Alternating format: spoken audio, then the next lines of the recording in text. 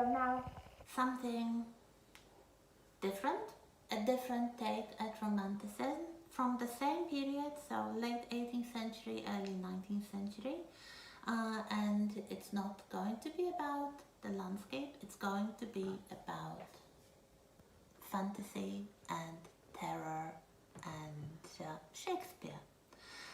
This is the moment, late 18th century, early 19th century, when William Shakespeare becomes established as the national bard and as the ultimate source of knowledge about human psychology, human emotions, and generally there is a saying that there are two holy books in Britain, and this is the Bible and the works of William Shakespeare.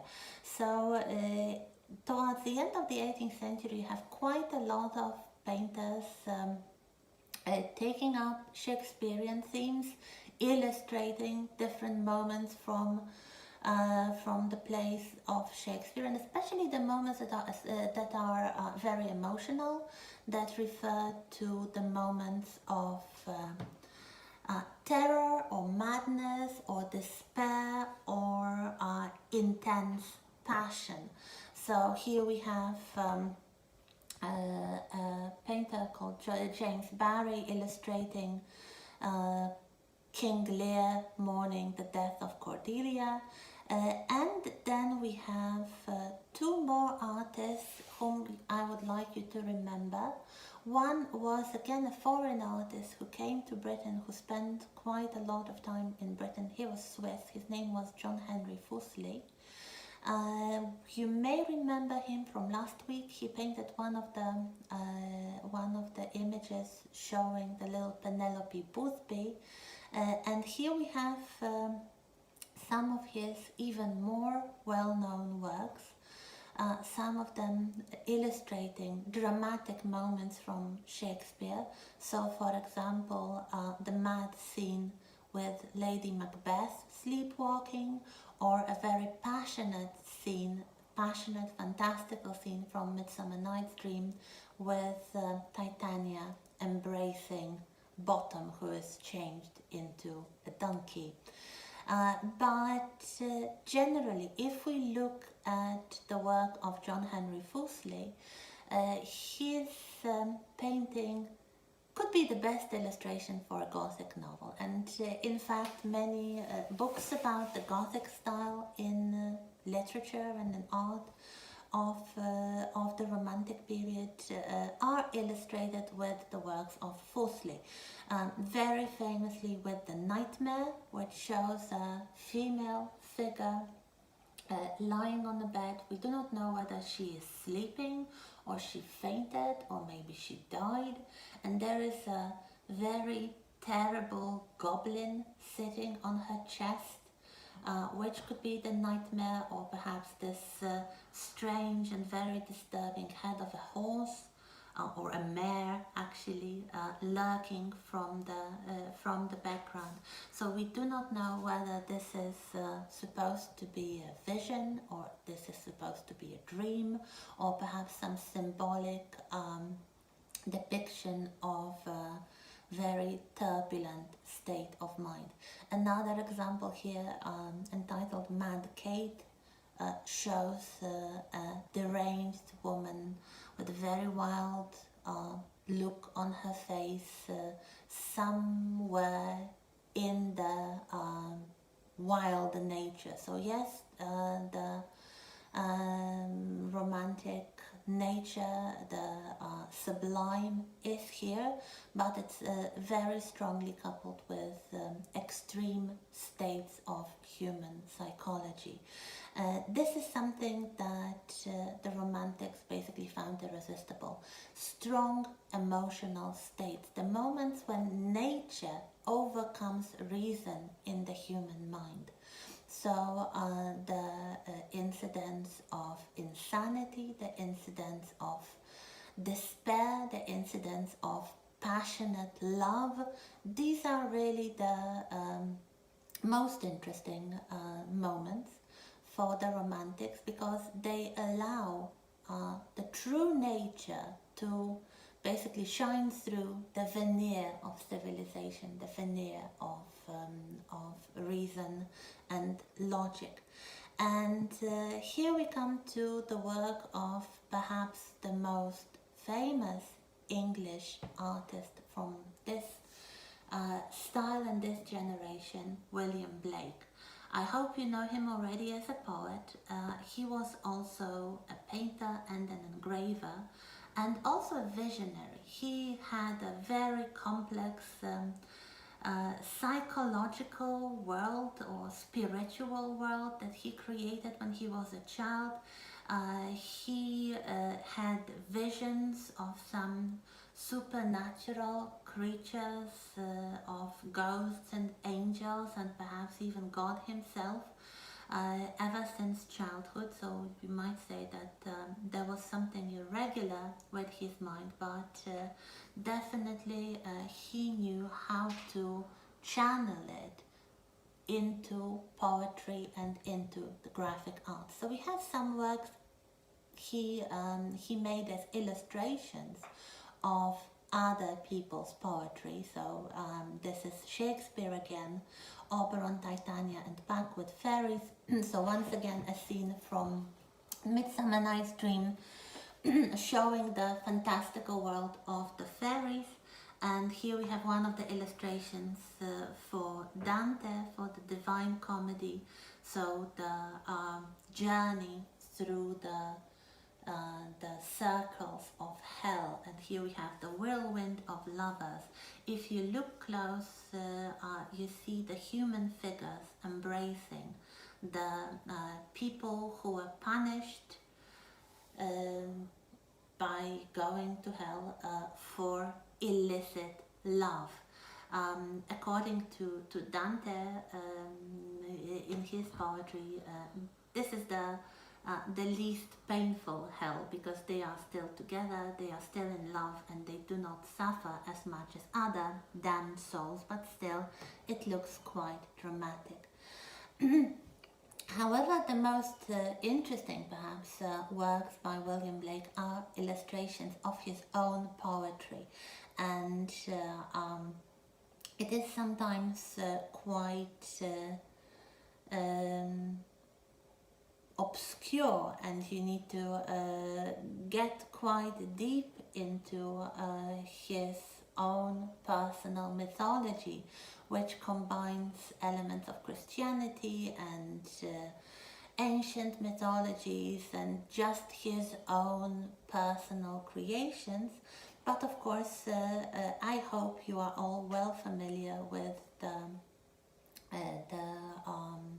collections of shorter poems that he published as the Songs of Innocence and the Songs of Experience.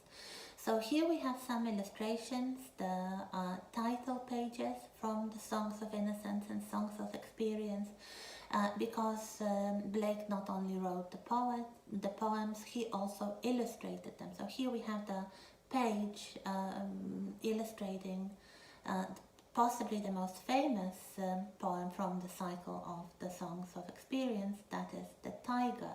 So he not only wrote the poem, he also illustrated the tiger, and he has some tree, and the whole poem looks like the leaves on the tree, or like the branches on the tree. So it kind of springs from nature, from also human nature. Here we have two illustrations of his own mythology, his own spiritual writings. One is called Urizen, or the Ancient of Days. This is one of the phrases that is used to describe God the Father in Old Testament. So sometimes this image is also called God creating light, or God creating the earth. And we have the image of a grey-haired, bearded, but still strong and muscular figure, with the rays of light springing from his hand like a pair of compasses. You'll see the compasses in a little moment, so it's like a mathematical, geometrical instrument. So it's like God creates the light or the earth using his mind, using his reason. Another illustration is from a long poem he called America, a Prophecy. Not much to do with real America, but a lot with Blake's personal mythology. And here we have a character from this mythology which he called Orc. And he is inspired, at least partially, by Lucifer. So he is a rebellious spirit, but also a spirit of fire, a spirit of creation. So here we have this rebellious creature emerging from the flame, also used as an illustration to the poetry. And some more very interesting paintings by Blake. Here we have Nebuchadnezzar, another character from the Old Testament. You may remember the story of an Assyrian king who blasphemed against the God of Israel and he went mad. So once again we have a scene of madness. So we have the man with the long beard, whom we know from the title, was once a powerful king, but now he is in a completely inhuman, almost bestial state.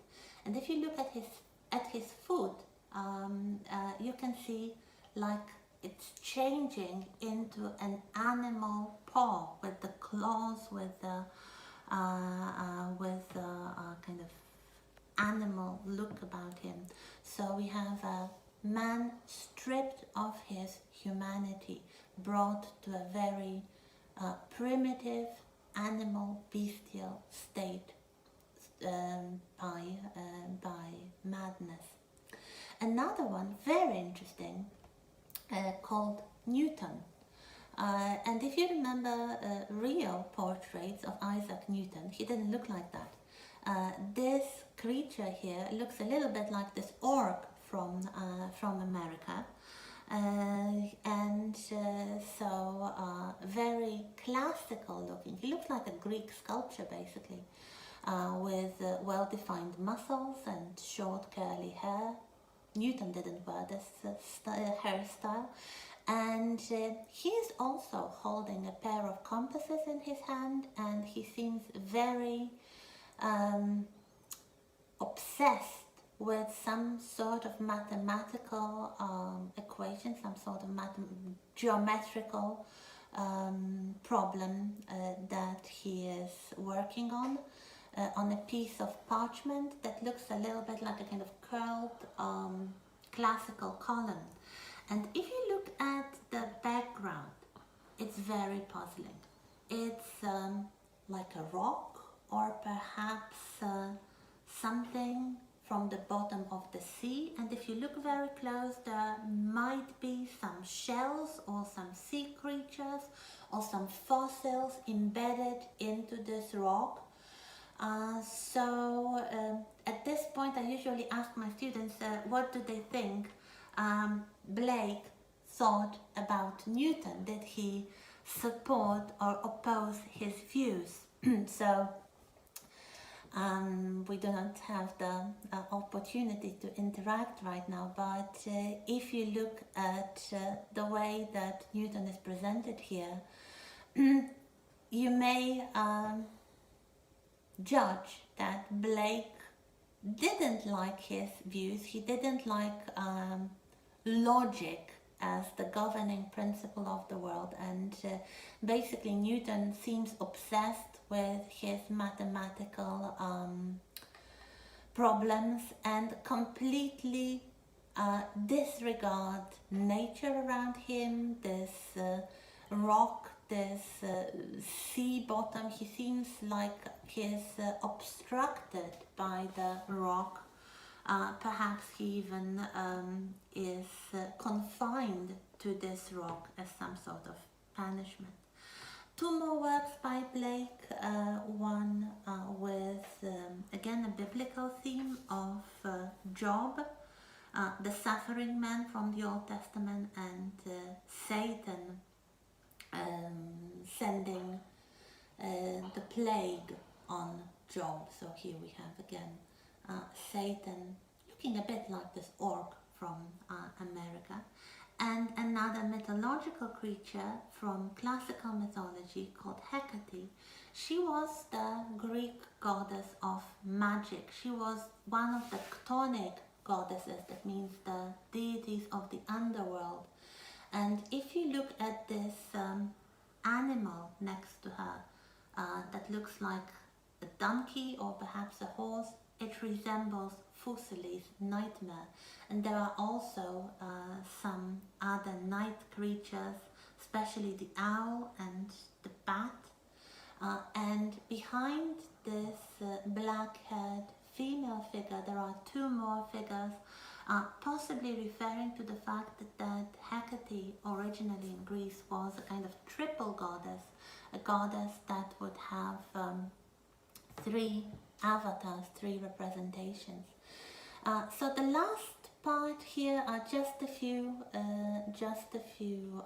regular portraits of some famous people like Mary Wollstonecraft, the philosopher, one of the first, you might say, using a modern word, feminist. She wrote a very famous book about the rights of women, the vindication of the rights of women, and William Wordsworth, one of the great romantic poets, the first generation romantic poet, and another portrait of a boy with a fishing rod and a top hat. And if you look at these portraits, they are trying to catch the psychology, catch the mind, and perhaps the emotional state of the sitters as well. So of course portraiture continues in the late 18th century and in the first half of the 19th century, but it's becoming more and more psychological. So that's it for this week. I'll give you the links to the documentary, and next week we'll talk about Constable and Turner. Thank you.